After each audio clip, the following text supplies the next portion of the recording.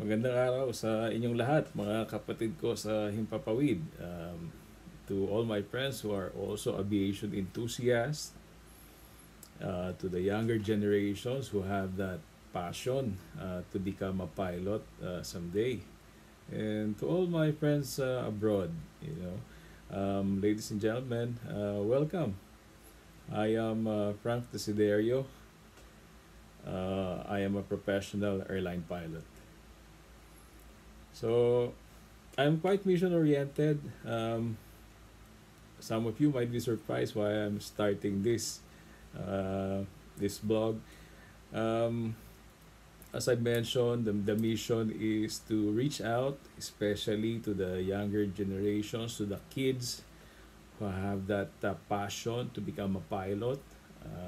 Also to my colleagues, to the pilots like me who are in the industry right now, to the pilots who were affected by the global crisis caused by this COVID 19.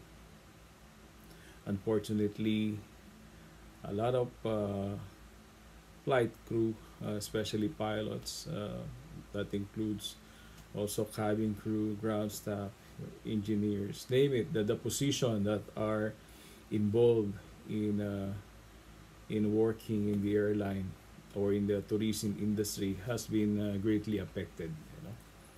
So I feel you. I sympathize because just like you right now, I am part of um, that global crisis. So again, reaching out to all these people who have the love for flying.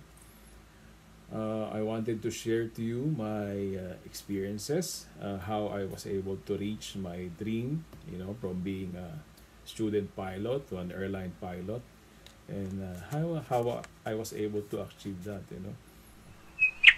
Mm, it, I wouldn't say it's it's it's not easy, but it's not that hard as well, as long as you put some effort on it. So let me begin. First off, to all the rest who are listening, who doesn't know me personally and professionally, I am Frank Desiderio. I am born in Manila, raised in May Kawayan, Bulacan. I studied until high school in St. Mary's in May Kawayan, and then later on pursued a bachelor's degree in aviation at Airlink International Aviation School in Pasay. And it's been 31 years since I started flying. That includes the time back in the flying school. And then working as a pilot, it's been 24 years in the airline industry. I have worked with 4 airline companies. I was able to experience working for the country's flag carrier, Philippine Airlines. And then I moved to Dubai and worked for Emirates for 12 years, a little over 12 years. And then we decided to get back closer to home, so I found a job in Korea and flew for a short-term contract with Asiana Airlines.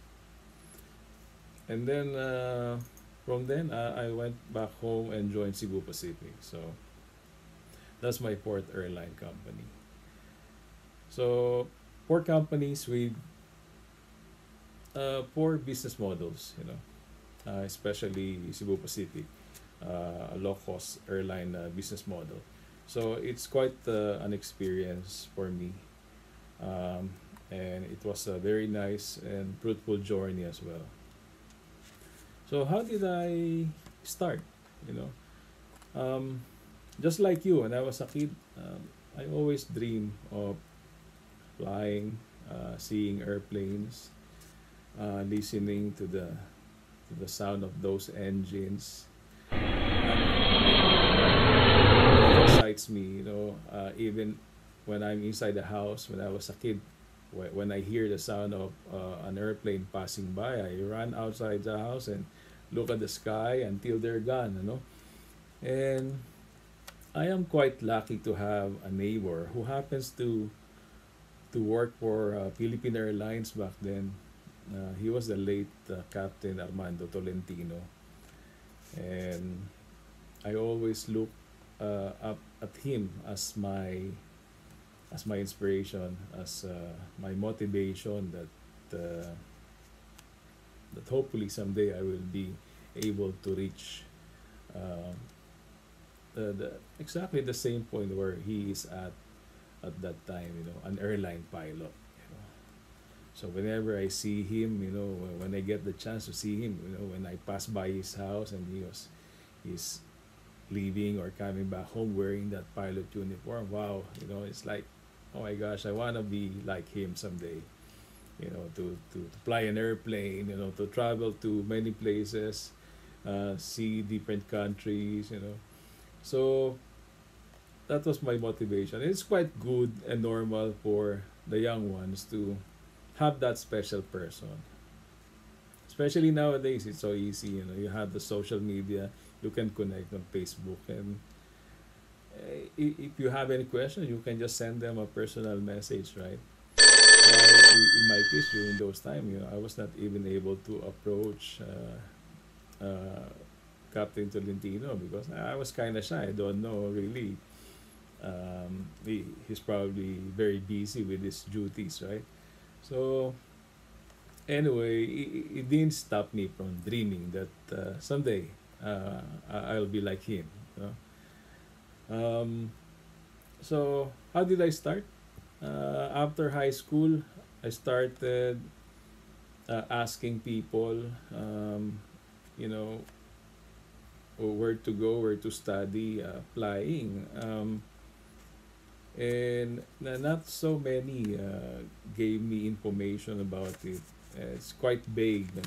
So one day, my parents just drove me to Pasay with the intention of going to PATS because back then I was thinking, oh, PATS probably the school where I can get to enroll in flying. So along the way, we actually drove from the Park and Fly building. It wasn't there before, but it was from that road, near road to domestic road.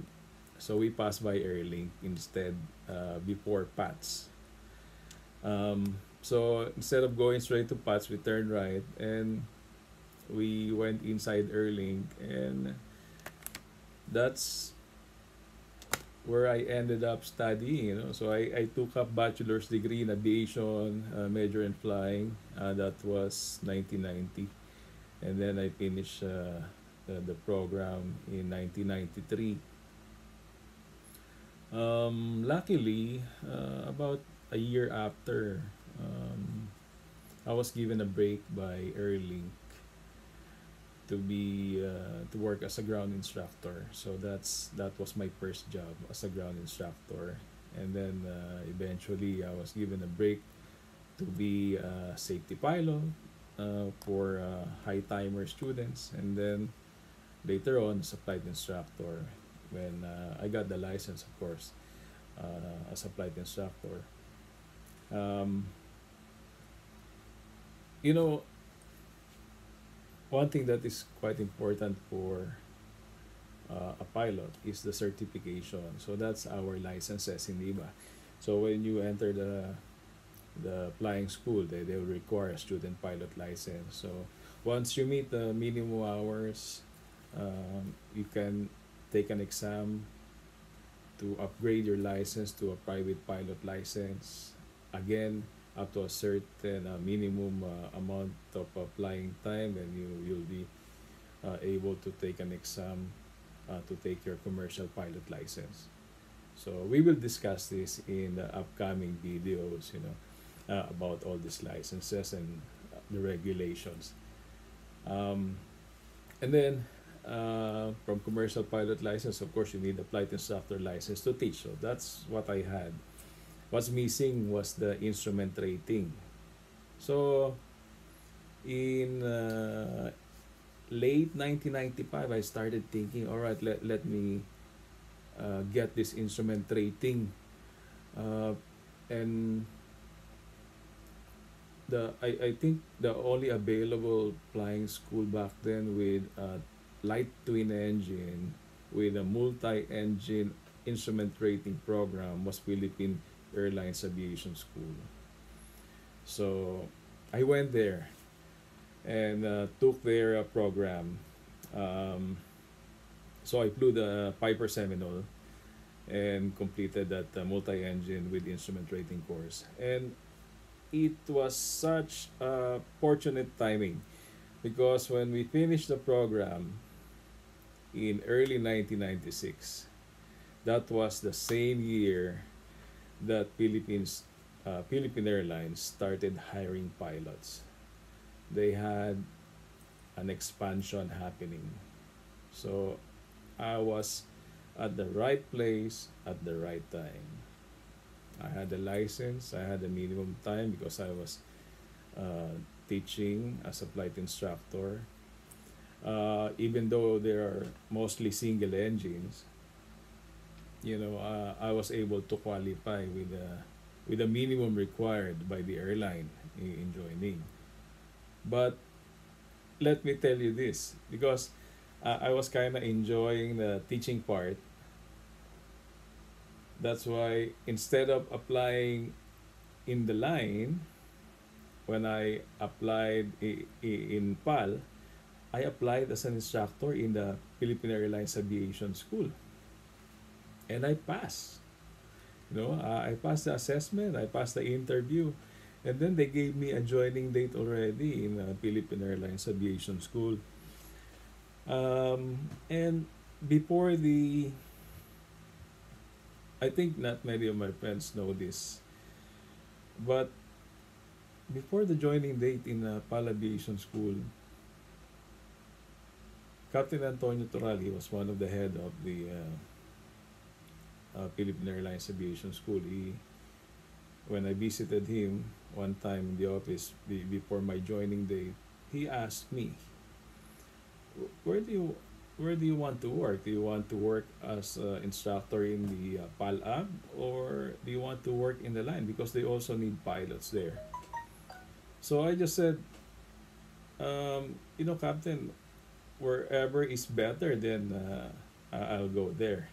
So right away he said, "Okay, come on, you follow me." So we went to the flight operations building. He presented me to Captain Johnny Andrews, and he said, "Oh, this is Frank. He's one of my new flight instructor. Dito na lang siya." And then Captain Andrews replied, sa'yo pala siya eh. So, sa'yo na lang. Hindi, dito na lang siya. So, long story short, I ended up in the line. So, but because of my limited hours, so I joined them as a limited first officer on the Poker 50. So I flew the aircraft for 2 years, and it was disrupted because of some issues that happened during this period, during those period, middle of 1998.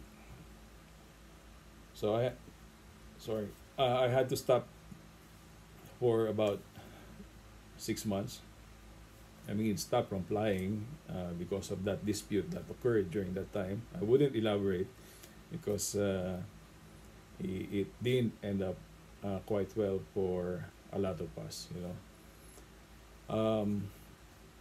So I had to stop flying. I lost a job for 6 months. So it was quite a hard time, because I was young, and during that time I was already married with one child. So it was a learning experience for me, and I have always taken that lesson up to now. So it made me stronger and wiser. So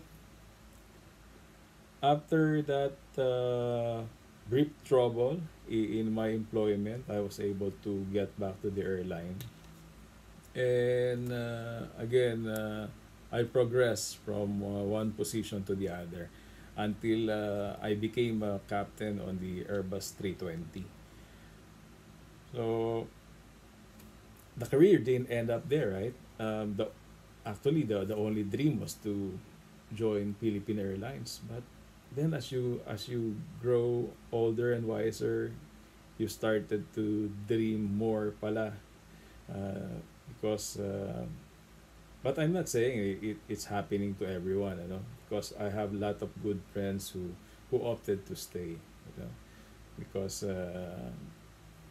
we have uh, you know we have different priorities, no? So it just so happened, parang me, I wanted to explore more. um, I wanted to experience something more. So and I was given a chance in the early 2005. So that was the year that I then decided, with the support of my family, to um, to venture outside Philippines, and I ended up in Emirates. Okay, so it's quite a journey. Um, it was almost like 1996 until 2005, so that was almost like 9 years working for the plug carrier, and I enjoyed my time in there.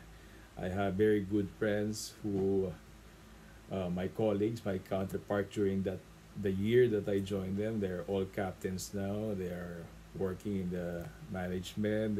Some are instructor pilots, and some are just line pilots. But they're all captains now, and it's it's so nice to see that each and every one of us grew to be um, captains and successful ones also. So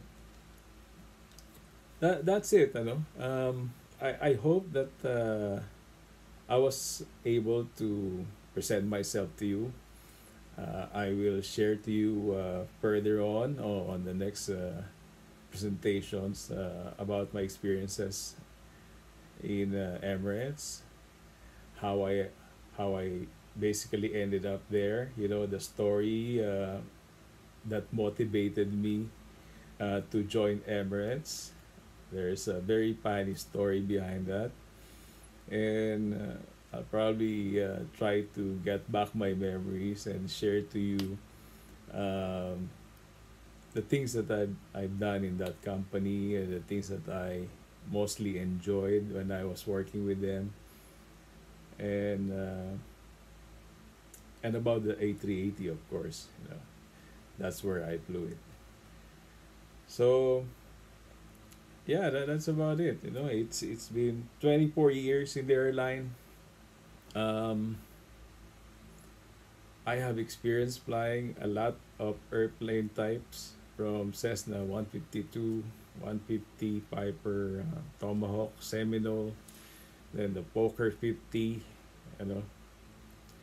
So, but I have stayed so much on the Airbus, from the Airbus 320 up to the 380. And except for the Airbus 300 and the Airbus 350, I don't have any time on those types. And the 321 I have not flown as well. But the 320, 330, 340, and the 380. Amazing airplanes. I know that the Boeings are quite good as well. I've flown the 737, 300, and 400 long time ago. I had the experience to know the system of the 747, because I work also as a second officer on that airplane type. Such an amazing airplane. Even if I'm an Airbus guy, the 747 is still a very beautiful airplane. Um, so, ladies and gentlemen, I hope that I was able to reach out. And again, I just want to tell everyone, let's be strong about what's happening right now in the world. This pandemic will end up, um, you know, will end. I mean, sooner or later, with that vaccine. Let's continue praying that it will come out soon, so that the aviation industry that we very much love, where our passion is, will grow back to its original size. I'm quite optimistic about it, but I'm also realistic. So it's not gonna happen just one day or overnight or 1 month or 6 months. I'm also being realistic that the growth will be progressive, but just like the experts are saying, it might take up to about 4 up to 6 years. Ano? So let's just do our best, to all my friends and colleagues who are still flying right now and helping the company survive this pandemic. You know, I wish you all the best and stay safe. Always be safe. Um, do the best that you can, because you, um, how do I say it? Kayo yung pag-asa namin eh.